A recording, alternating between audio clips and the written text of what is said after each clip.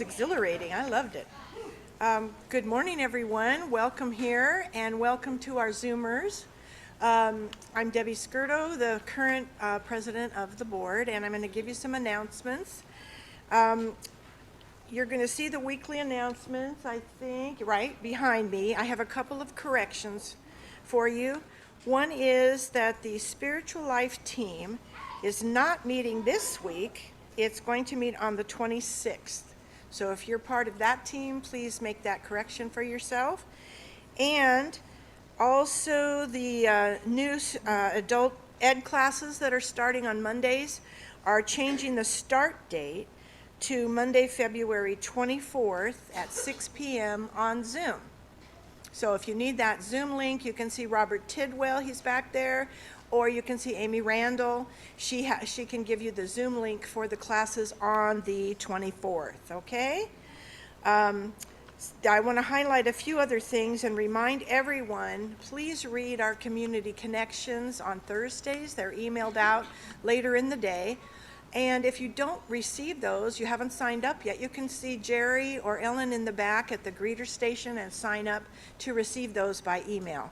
Because there's so much happening, we really need to be able to give you that information that way. Okay, and it is our weekly practice also to share times of individual happiness, joy, times of not so happy things, sorrows or concerns. And we do that by having you fill out a little sheet that's on the side table back there, and then we will collect those and share them later in the service. Now, it doesn't have to be a prayer request. It can even say, go Chiefs, go Eagles, whatever, it can be something like that. Or it could just be, I'm really happy today. It's so great to be here. It doesn't have to be super, super deep. Doesn't have to be super hard or difficult. It's just we want to communicate it. Anything that you really want everyone else to know, that can go on here. Okay, of course, censor some of it if you can. Reverend Maggie will censor. All right, and also Val Pals is next Sunday, so the kids will be happy to hear that. There'll be some goodies, I know, and it's just a really fun time. And that'll be the 16th, so we're just bumping Valentine's a couple days that way. Today after this service, we'll have a short congregational meeting, and this is going to be a time to give you some really important updates, because something's always happening that we want you all to know about. And we'll talk about the Montessori school situation and other financial updates, and we'll have a time for further questions. We'll answer the questions that people wrote on the cards. And so please stay after service if you're able to and get those updates. Now, tomorrow night, I want to highlight that our fabulous fundraising task force will be meeting online, and they would like to remind you to plan to attend the second Love and Laughter Luncheon on Sunday, March 1st. Now that'll be following service, and there's a rumor going around that this time it'll be a Western theme and feature a baked potato bar and with all kinds of toppings, and perhaps some wine and maybe some beer, okay, for an additional donation. Now, since the task force will not be donating all the food this time, we have to consider maybe a slight increase in the donation that is suggested. So we'll keep you posted. And now, I didn't bring my.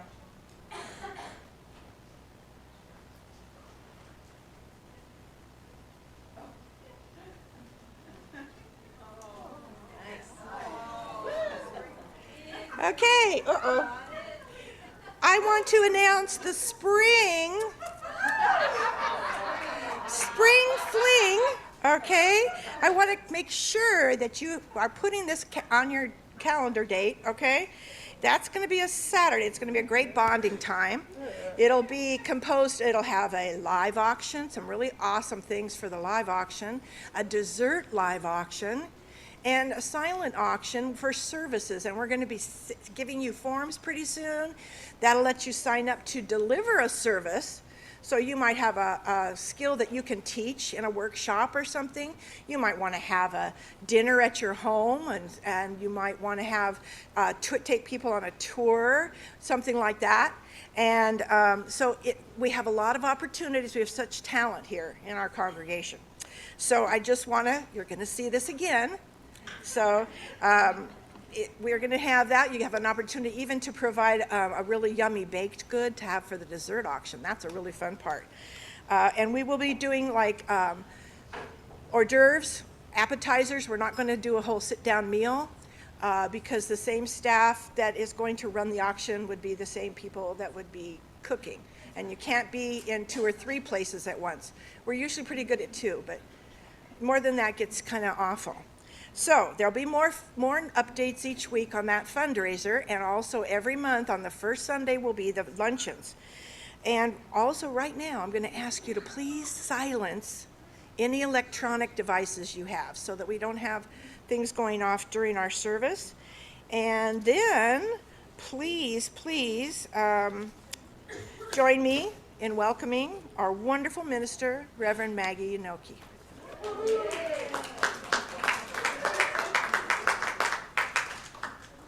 Yay!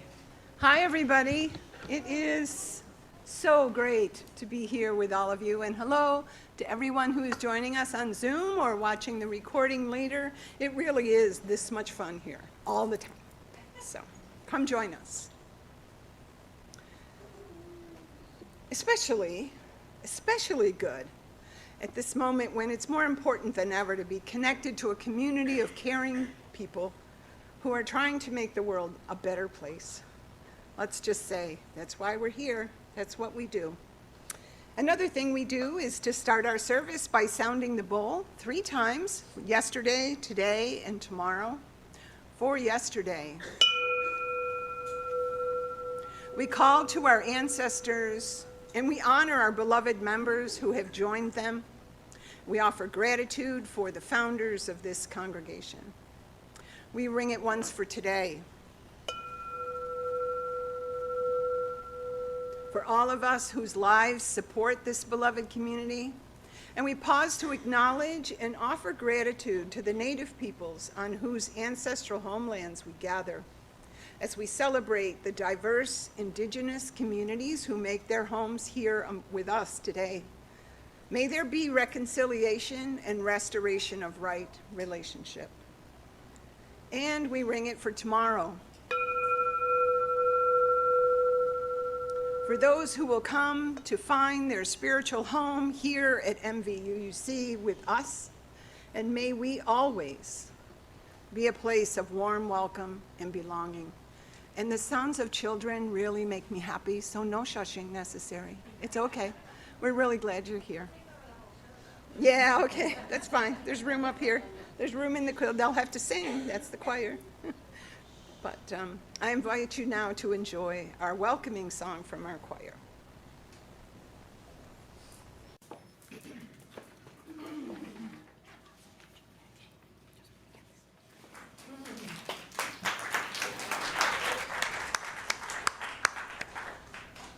Thank you so much. That was a special request by me.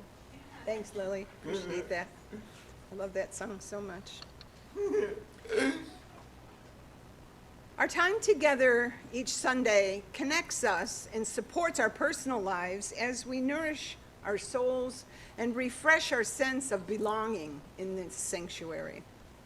As Unitarian Universalists, it is our tradition to light our chalice flame at each of our gatherings as a symbol of connection to our covenantal faith, our unfolding mission, and our shared light of hope and witness to one another.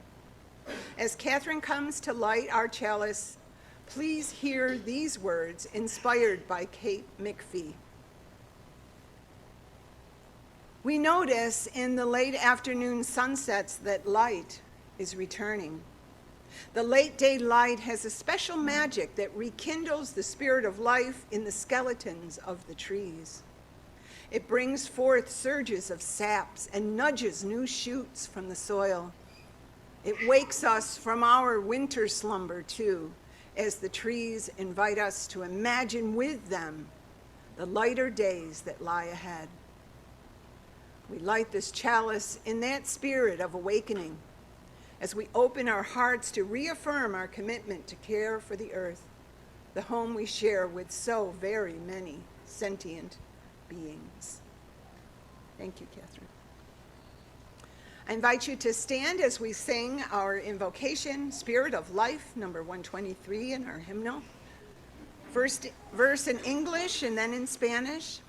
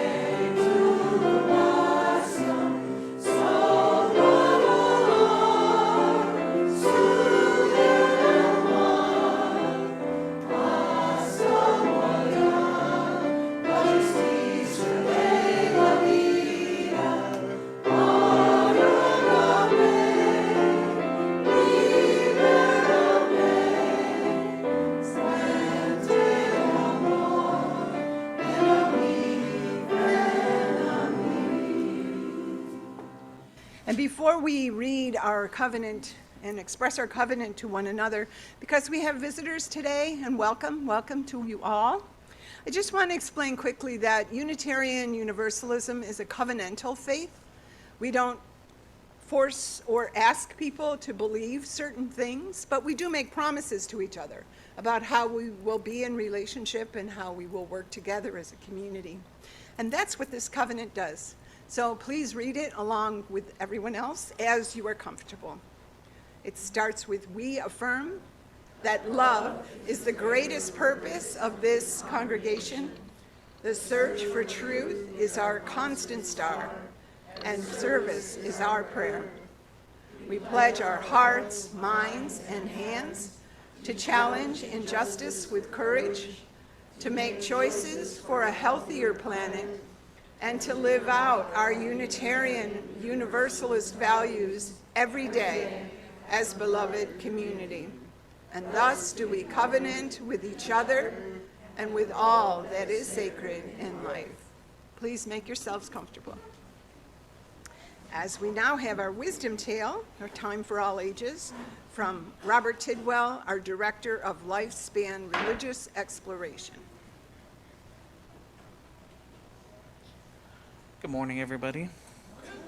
Today's story is called It Could Still Be a Tree, and it's by Alan Fowler. This book has a lot of photos of different kinds of trees, and I can't show them to you. They're too small, so it'll be on the back if you want to look through it. And also, Catherine has left a beautiful book of photographs of trees, ancient trees. So make sure you look at the RE table. You can check out this book and also her gorgeous, much larger book. How do you know it's a tree? If it has a trunk of wood covered with bark, if green leaves grow from its branches, if it sends roots down into the earth and it grows, it's a tree. It's a living tree. But what if the leaves aren't always green? It could still be a tree. Like the maple, when fall comes, its leaves turn red. What if its branches are bare sometimes? It could still be a tree. In winter, some trees lose their leaves. In spring, the leaves grow back again. What if it stays green all winter? It could still be a tree, like an evergreen.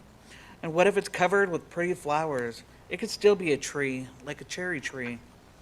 A tree can grow in a place that's cold or in a place that's warm.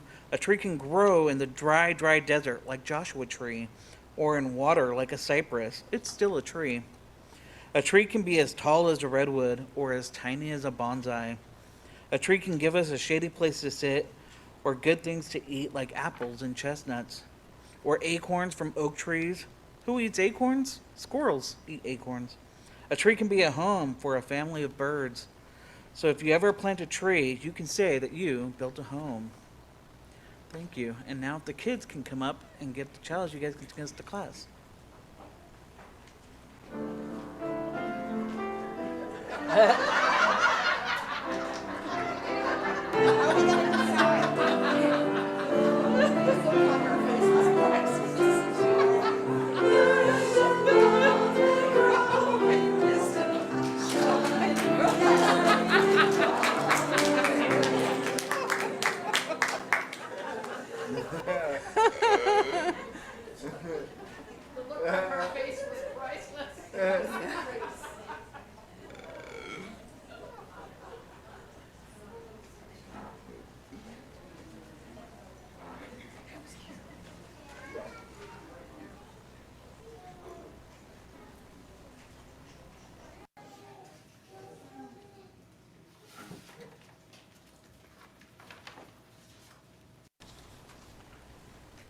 Yay.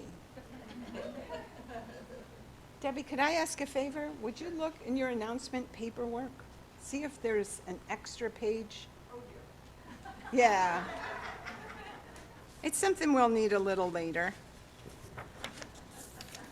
And it's okay. We share everything. That's okay. I'm sorry to embarrass you.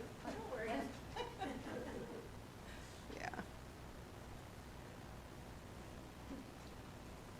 While I was preparing this week's offering message, I was sensing my deep respect for how much we value our community and the many, many ways that we understand what keeping it vital requires of us, and how everyone is just being so good in this really difficult situation.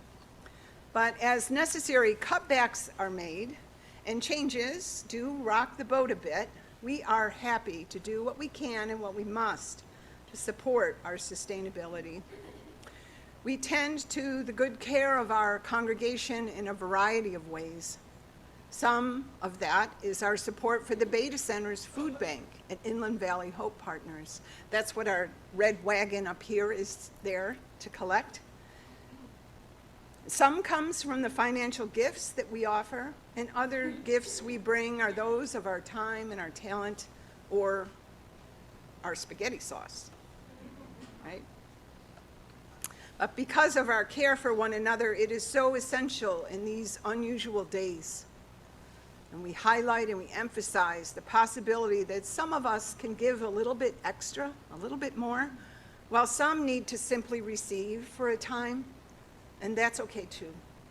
We are all generous in offering the physical and fiscal sustenance that we seek together. In our congregation, we voted to commit 50% of our offering plate that are not earmarked as pledges to be shared with a nonprofit that aligns with our values. For the months of February and March, we have selected to share our plate with the Unitarian Universalist Justice Ministry of California. If you're like most of us and loves those UU acronyms, they are known as UUJMCA. Sorry, I have a tickle. It is their mission to advance justice in our state by cultivating and connecting leaders and communities. They empower the public voice of those who share Unitarian Universalist values. Their ministry supports our congregations in their effort to increase our skills of civic engagement and faith-rooted organizing so that UUs across California can educate, organize, advocate for public policies that uphold the worth and dignity of every person. They further justice, equity, and compassion in our human relations. They ensure the use of the democratic process They protect religious freedom and promote respect for the interdependent web of all existence. So as we enjoy the beautiful offertory Lily has for us, I offer the gratitude of this congregation for your gifts. And I invite those who are in the sanctuary to now come forward with your generous offerings.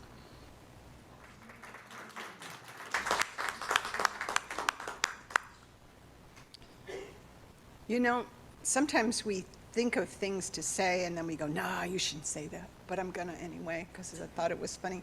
But you're really supposed to keep bringing money as long as she plays. Thank you. Thank you for laughing.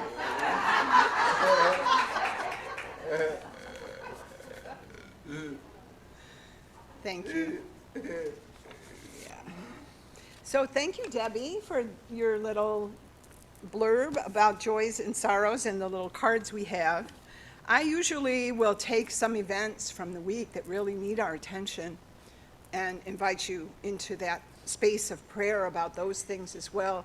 But I just have the cutest little joys and concerns. It came in an envelope. So when Catherine brought it up, she goes, I don't know what this one is, but it's in an envelope. So I took it out. And what it is, it's Anjali signed her name. So our children are listening, Debbie, they heard you. Yeah. Yeah, so adorable. I'm keeping this one, April, you can't have it. Can't have it. So cute. And then there's one from Debbie that says, please join us after the service for a congregational meeting. Looking forward to seeing you all there today. Yeah, because we're not going to record it. So if you, yeah.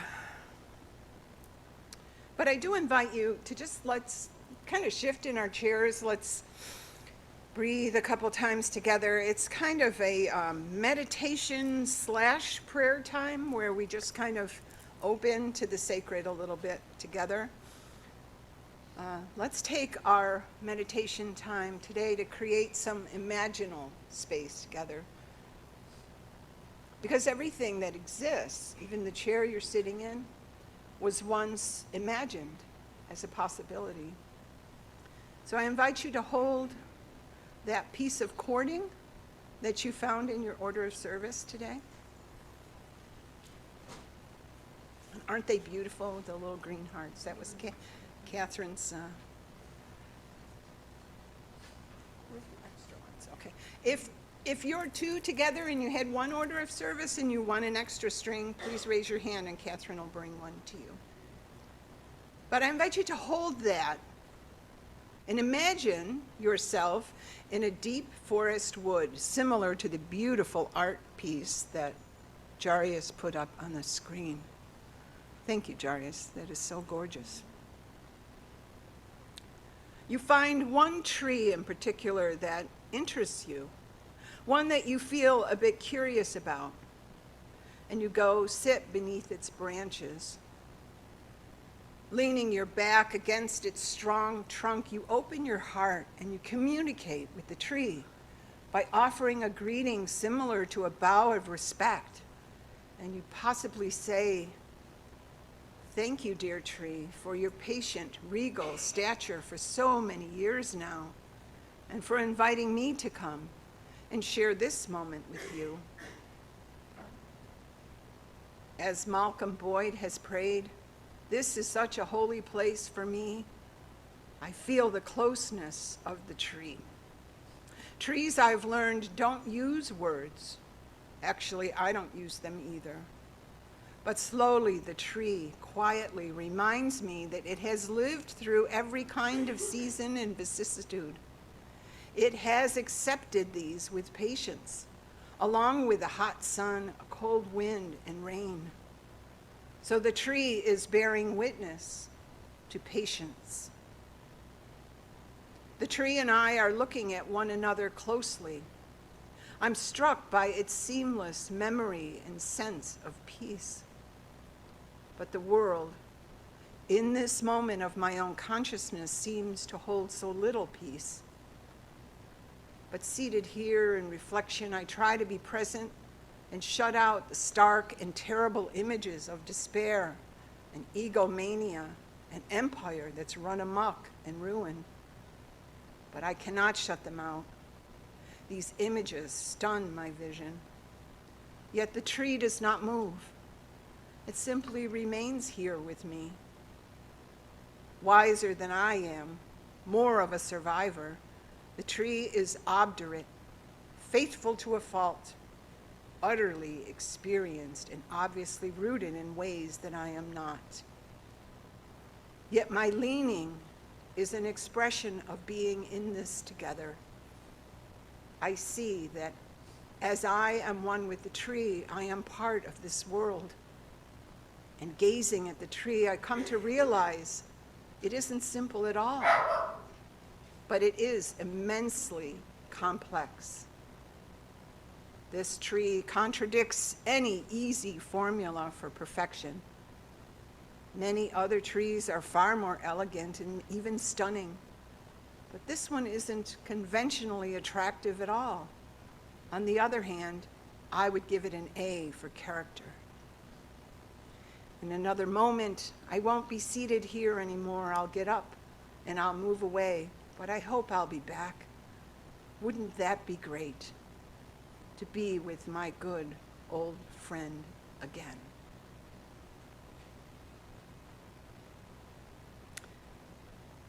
And after our time of imagining together, let's sing Imagine by John Lennon. Boy, how much do we thank John Lennon for that song? So much. And I am honored to do the reading today. It's a poem by Mary Oliver. It's called When I Am Among the Trees. When I am among the trees, especially the willows and the honey locust, equally the beech, the oaks, the pines, they give off such hints of gladness. I would almost say that they save me, and daily. I am so distant from the hope of myself, in which I have goodness and discernment, and never hurry through the world, but walk slowly and bow often. Around me the trees stir in their leaves and call out, "Stay a while." The light flows from their branches, and they call again. It's simple, they say, and you too have come into the world to do this, to go easy, to be filled with light, and to shine.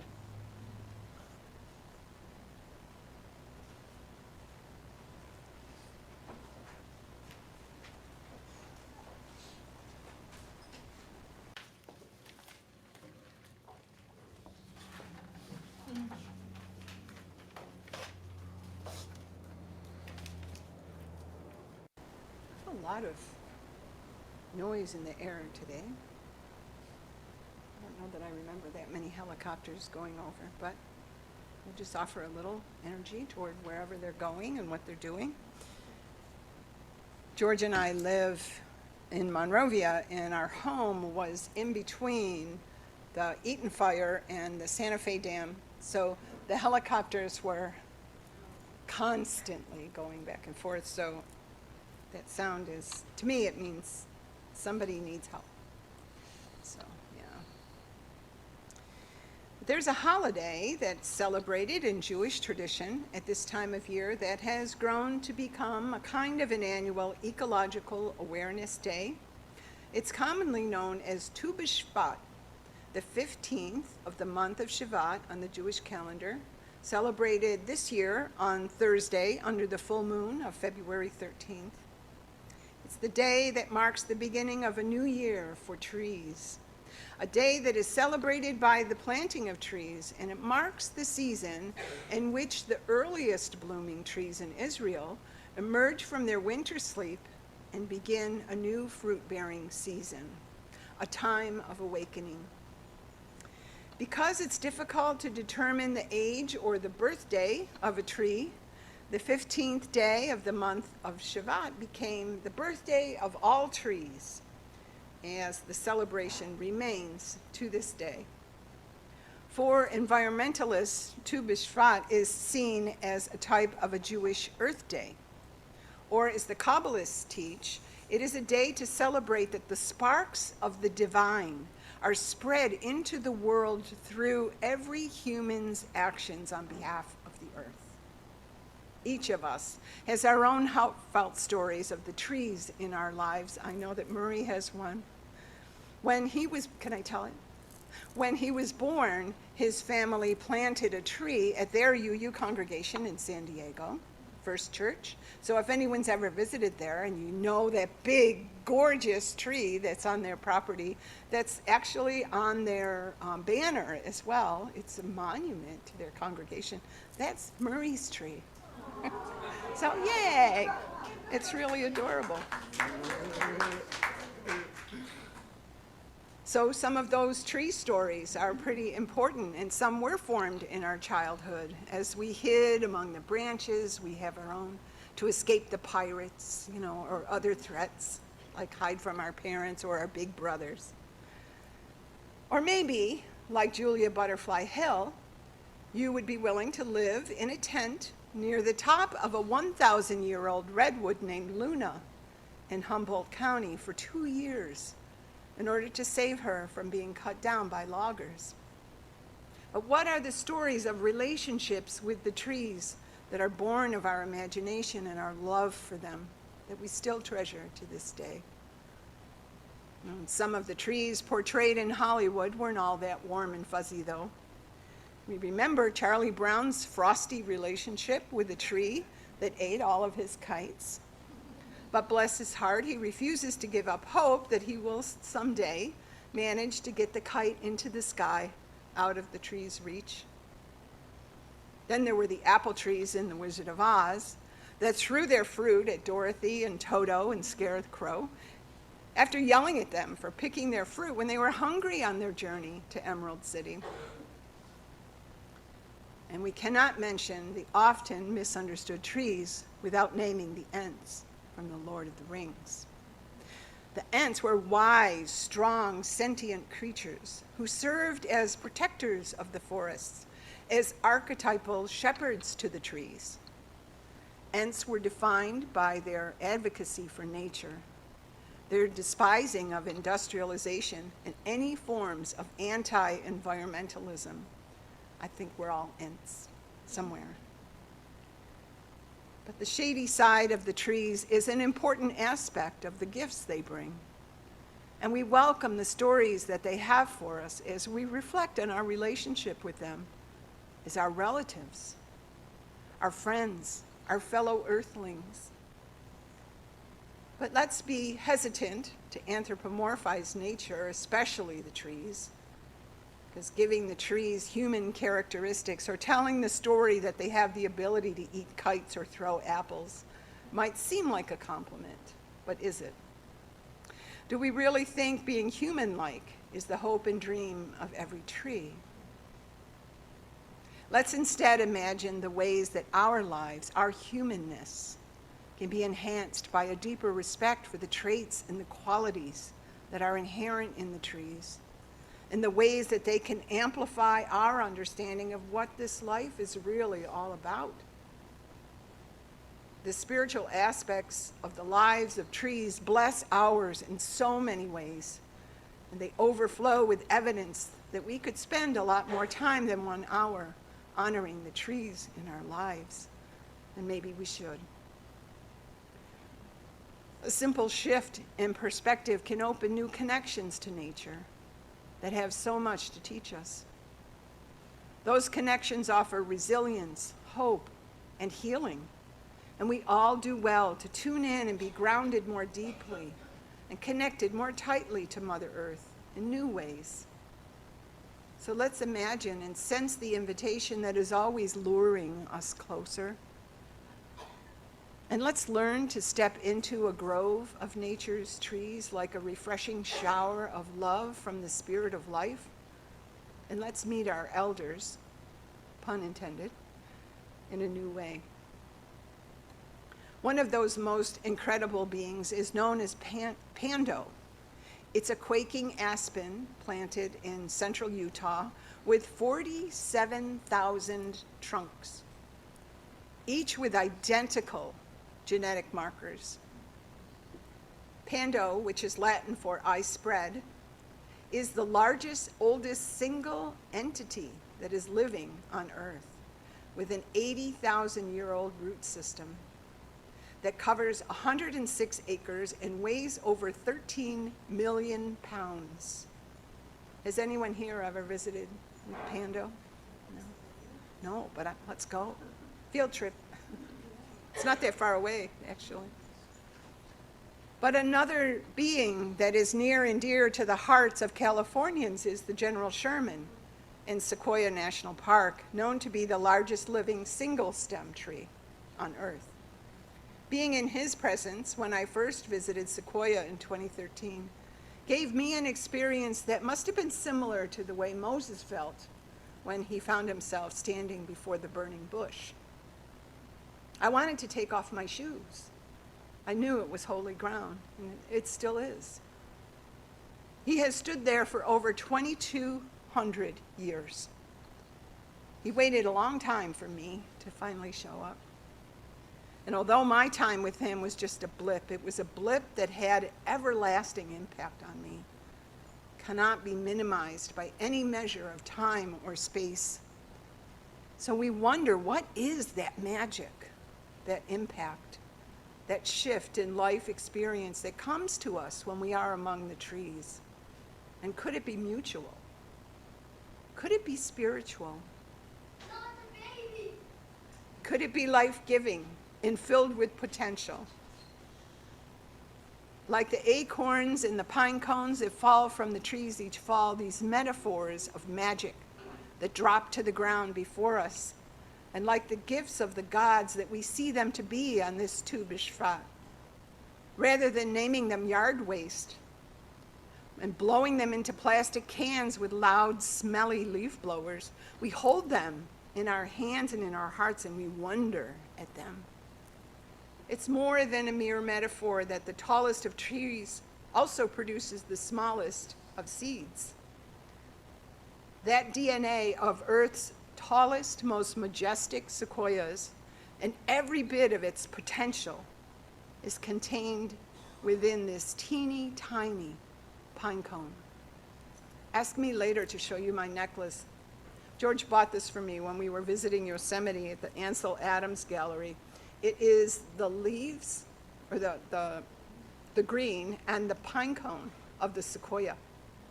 And he carved it, made it in brass. Jaryus, I'm sorry I didn't talk to you about this before, but I had emailed you a picture. Do you have it? You could, okay. You can put it up when you can. But all that potential in such a teeny tiny little seed. And isn't it a miracle that we can imagine and appreciate that you, each of you, are similarly holding all of your own potential, and that no matter how small it might seem, it's really endless. Look, there it is. Yeah, thank you.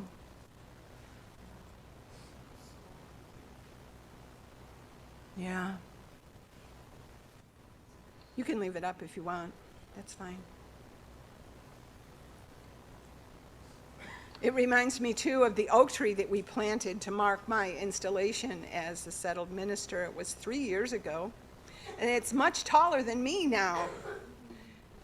And it's growing beautifully and strongly, thanks to Catherine and her good care of it. She waters it often. Thanks to it. Yeah, thanks to it. I don't have a good picture of it to share, but I invite you to visit it in our little shire on the side of the eastern side of the shed. We've also installed 2 benches there in honor of the Randalls and their gifts to the congregation over the years that Amy served as our DLRE. But we imagine potentially sitting on the benches under the branches of our massive, mighty oak tree one day, someday soon. But let's also be certain to hold and remember one more very special tree, one that we've all held hope for and prayed for. It's a 150-year-old banyan tree in Lahaina, Maui. It's the largest in the United States, and it is growing again. It has become a sign of hope and new beginnings for the people of Lahaina and for people all over the world after it burned in the fires in Lahaina.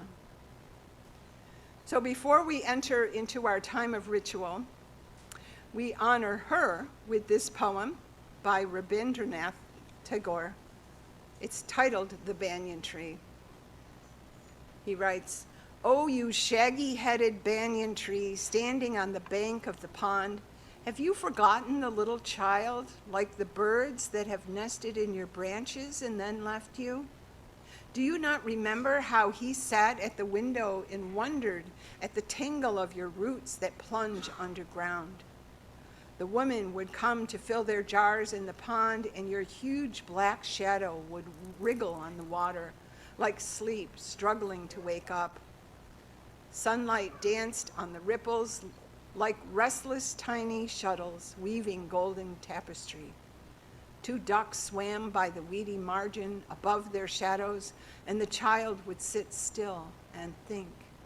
He longed to be the wind and blow through your resting branches, to be your shadow and lengthen with the day on the water, to be a bird and perch on your topmost twig, and to float like those ducks among the weeds and shadows." More imaginal.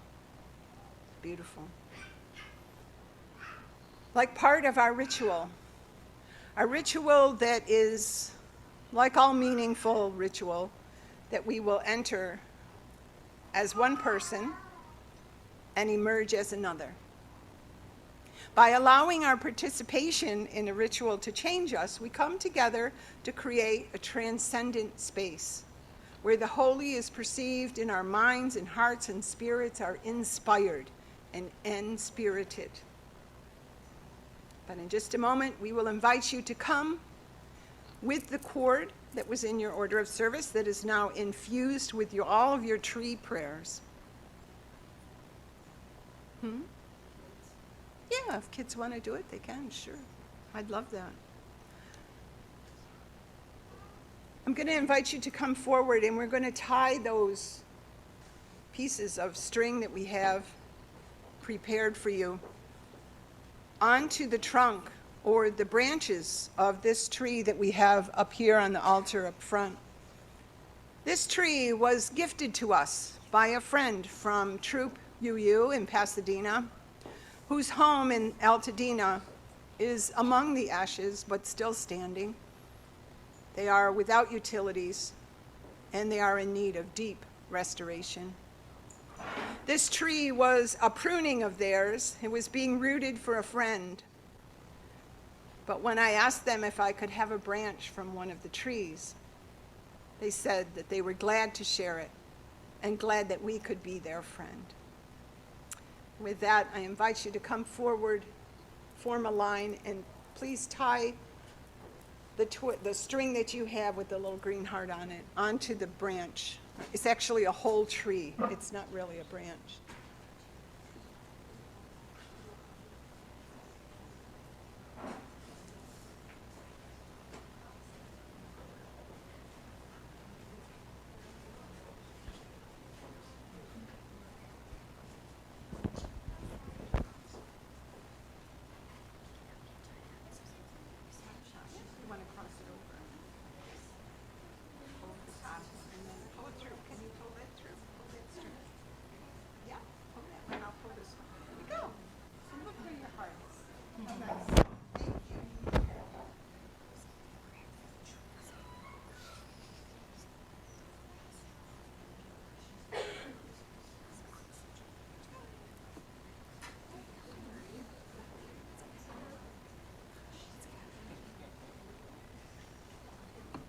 You got your string, Jean?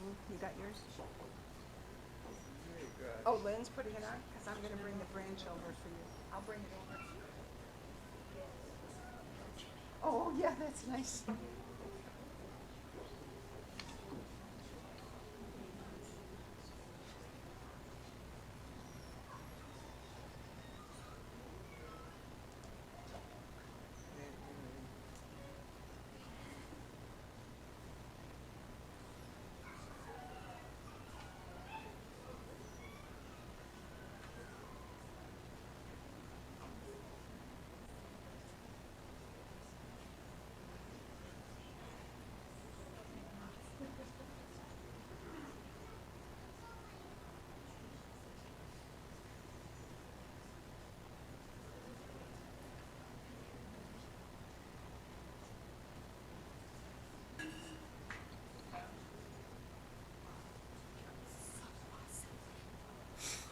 Yeah.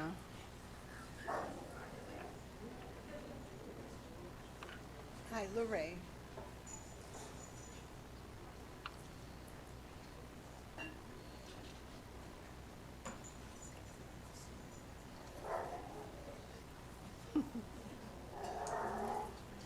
By the way, I call that the demon arrow tree. It's my parents' name. Oh, okay. Well, they planted it. I know, but I changed it there.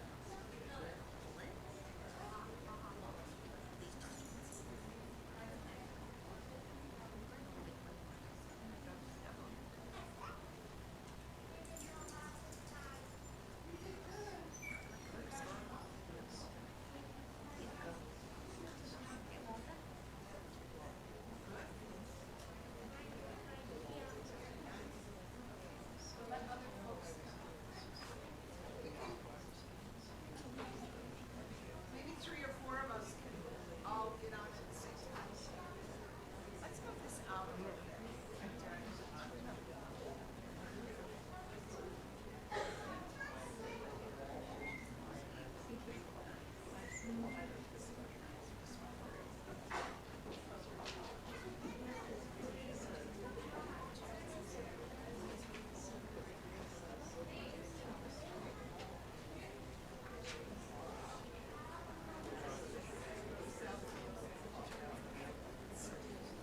Those who are waiting in line, you can come around back and access it too.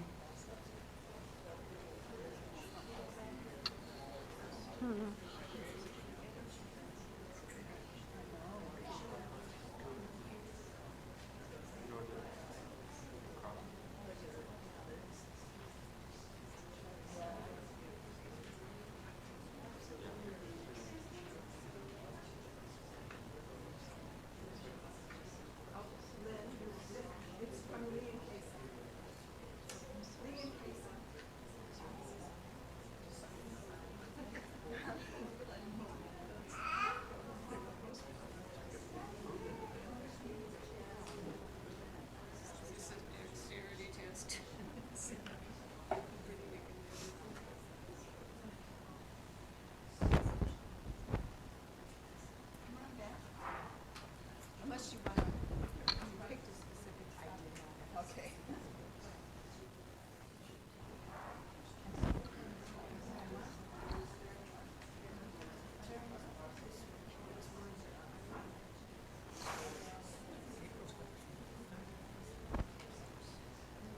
Careful, you might get ash on your hands.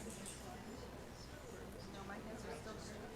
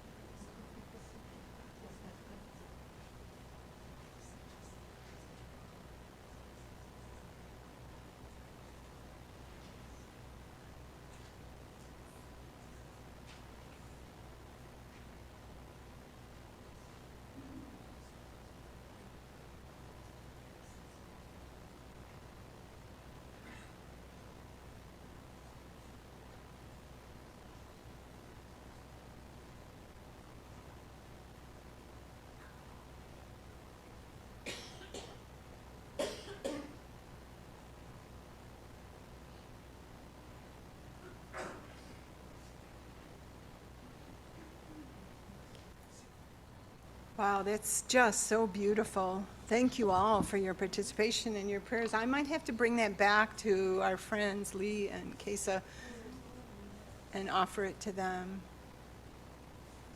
Yeah, I think I will do that. Thank you. Thank you. And boy, if you want a blessing on something, invite a witch to say something. Jeannie's tied her string on because with all the love that ever was. Imagine that. All the love that ever was. Wow. So thank you, and I invite you now that we're going to stand together and we're going to sing our ascending song, We'll Build a Land.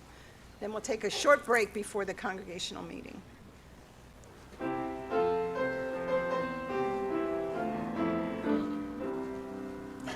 We'll build a land.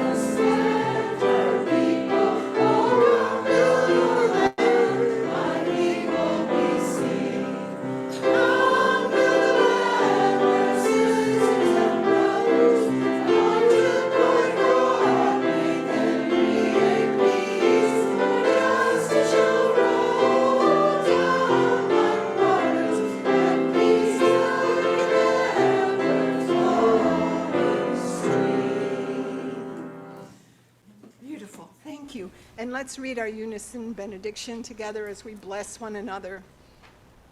As we close our time together, here's our chalice flame. May we let its light shine through us to strengthen us for the way ahead that we cannot yet see. May our lives serve as a light in this world that we care so much about. Let's be seated and enjoy the postlude. Thank you, Lily. Thanks so much. And our closing words today are inspired by the words of Nikita Gill. I will not give up the trees in my heart just because the world is such a hard place. Because the world is a hard place because it needs more tree-hearted people. So let's go and be that.